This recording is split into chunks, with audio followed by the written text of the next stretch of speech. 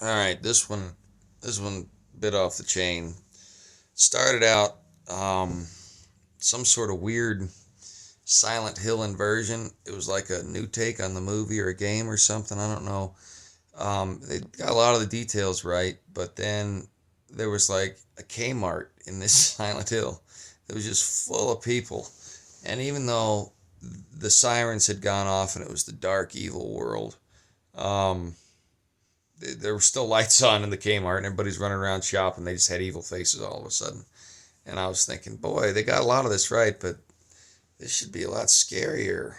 What's going on here? So maybe that's some metaphor for the times we live in. I don't know. Stuff happened before that, stuff happened after it, where I remember things starting again. Kent Hovind was doing some sort of thing in, I think it was in Florida, but it might have been in D.C. I don't know exactly where it was. He had a group around him. I don't know if it was students or news or what, but he had some thesis about wolves and a sort of biological homing capability regarding their territory going in a circle. How they'll zero in on one spot or something. I don't know what it was, but he had this plan to take some dogs and prove it, some wolves or something, and some group. There was some technicality and some argument. I can't remember the details of it, but they ended up getting him arrested, and he never got to prove his thesis. And what was bad about it is I didn't say anything for or against him. I was a spectator, but I was nearby. I've met the man. He's a good man. He's got a personality like an engineer in that, and I'm this way too. I mean, I'm not autistic, but you get me talking about in certain subjects, I just and I don't shut up. I'm trying to be better about that. It's like an autistic guy talking about trains, and I'm not going down on that. I'm just trying to help you understand. Stupid algorithms are probably going to spike it, but who cares? I know most people aren't ever going to see this. But I took the wrong side of it. I never said anything or did anything, except I didn't do something. And I thought, oh, they finally got him.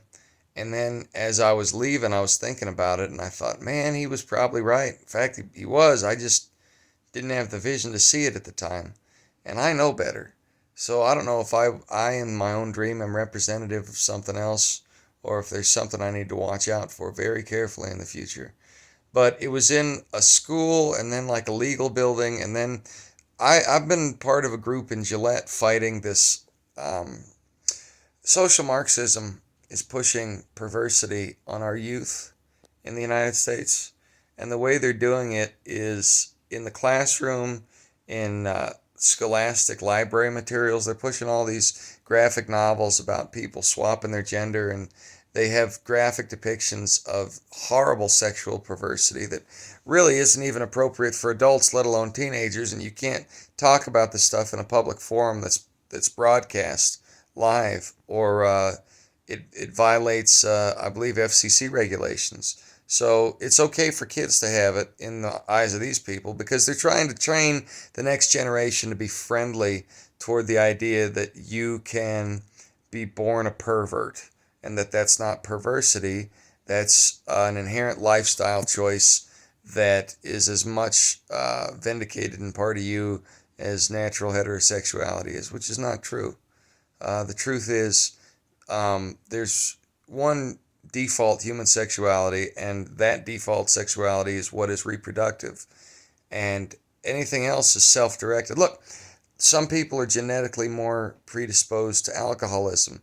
Japanese and Native American people, which, by the way, are closer genetically than you may realize for reasons that'll take too long to get into, are more likely to be predisposed to alcoholism than Europeans, even though Europeans tend to drink more. And I don't understand the science behind it.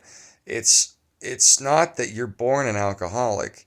It's that because of your makeup, you're more likely to become one if you start abusing the booze. Well, I think sexuality has a similar thing. Human sexuality is self-directed. Quentin Tarantino didn't squirt out his mama with a hard-on for feet. Okay, he didn't. He came by his perversity over time based on the decisions he made and the things he encountered.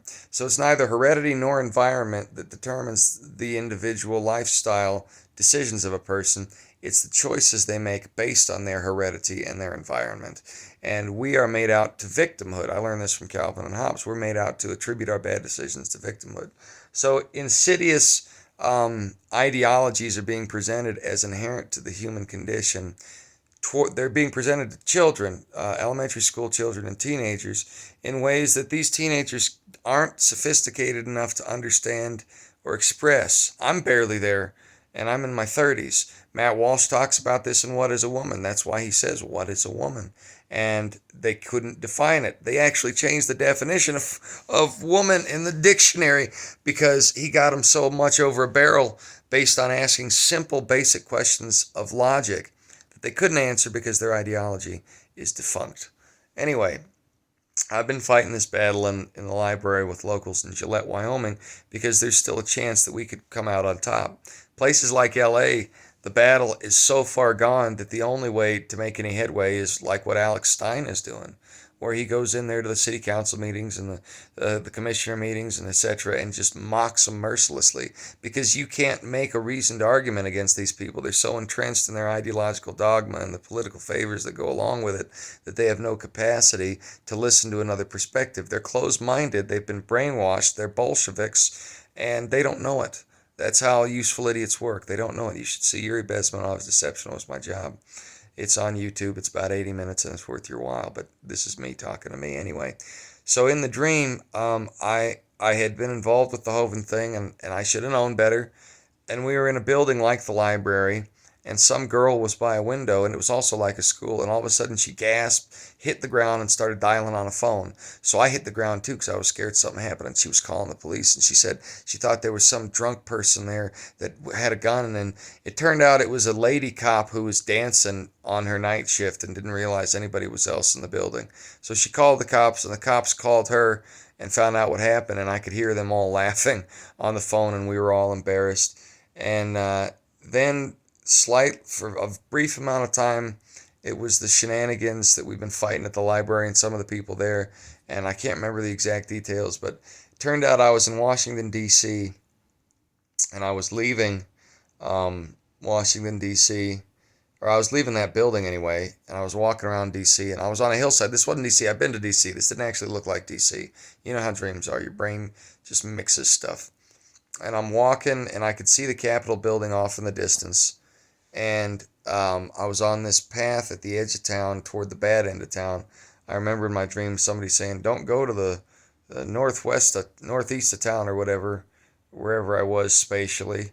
That's the bad end. Well, I was walking by myself to see it. It was summertime, and I was on an earthen path, and then it gave way to these hills of debris and rocks. I don't think they should have been there. It was like a third world country. And I encountered a trio of girls, young ladies, that I couldn't recognize at first, and they were going the other direction. And I said, "Oh yeah, you're almost there." I just started on the path. I didn't even say that. I said, "Oh, you'll make it." I should have said, "You're almost there." And one of the gals was from a church I'm going to in South Dakota where I live now, and that gal was much too young for me or whatever, but I was like, where do I recognize her from? At first I thought she was one of the people on the library board in Gillette, and she must have been in DC for something political. And then after I woke up, I realized who that gal was. And she said to her girlfriends, "Oh, that's Kevin. I don't know what he's doing here."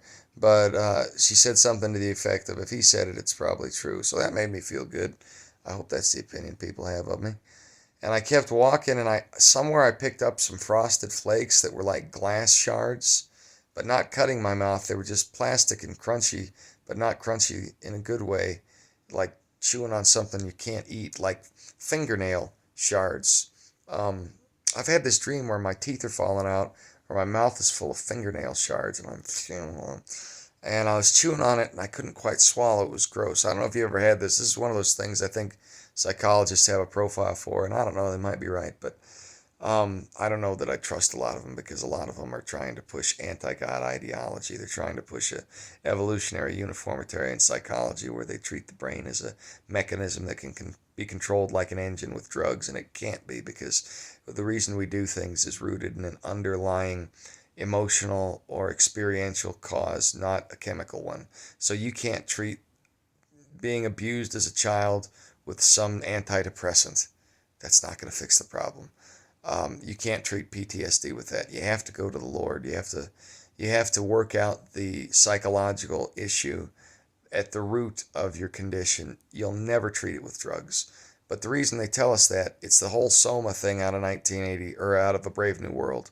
It's all these antidepressants are just a form of Soma. So is all the legalized weed. We know this. Anyway, I'm walking, and there's a Oddfellows building. I don't know if they have them in DC. I believe we have one in my hometown of Gillette. Um, and I thought, oh, this is the original one. This is the OG. This is the original Gangster Oddfellows building. So I went in there thinking I could find a bathroom or something. I don't know. I forgot about what was in my mouth for a bit. I looked in one building and one window, and it was a classroom of students taking a test or something. It reminded me of the buildings where I went to school in Iowa, Cornell College, not university. Cornell College is the Sam's Club version. It's older, but not as well renowned. And they do it doesn't matter. I'm getting off on a rabbit trail. I went up the stairs, and I found a room called the Wyoming room. Now, there's a Wyoming room in the library, but this was different. And I knew when I opened it, oh, this is a National Oddfellows building. They must have a room for every state. This is the Wyoming room. I'm from Wyoming. Nobody's in Wyoming. There won't be anybody in this room.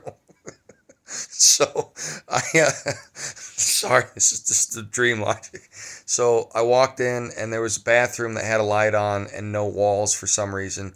And I started trying to spit out the Frosted Flakes, nail glass, teeth, whatever. It was like gum all in my mouth. Couldn't get it out. And some Mexican custodian saw me. He's like, "What are you doing up there? Are you looking for a fridge?" And I was like, it's like, let me get this stuff out of my mouth. He's like, no, the fridge is on the other side. Turned out there wasn't a back wall of the bathroom. There was a break room on the other side that had light coming in and a fridge. And I said, I'm just trying to get this out of my mouth. I finally got it out of my mouth. That usually doesn't happen in that dream. Usually it's stuck in there till I wake up. But I got it out, and I managed to respond to the guy. And he's like, oh, what are you doing here? It's just my dream. And then there was a room full of people debating something, the negative qualities of Wyoming or something. And I said, no, we don't want to be like Boulder. By Boulder, in my mind, I meant Colorado. We don't want to be like Boulder. We like things how they are in Wyoming. Because to me, and you've heard it from my opinion, not in the dream, we're not as far advanced in Wyoming as places like Colorado are, where the propaganda is really taking a foothold. We can still fight the perversity in the library. Austin, Texas, and California, and Colorado, they can't. They won't hear it unless you're ridiculous and just make a mockery of whatever they're doing. So I said we don't want it like that. And then I woke up and went to pee. And I remembered the stuff about Hovind in the dream. And I hope he's doing all right. God bless him. He's a good man. And I went and tried to get back to sleep, but I couldn't. And my cousin had sent me a text about Disney pushing the perversity in their movies, which is something I've been on ahead of that for a while.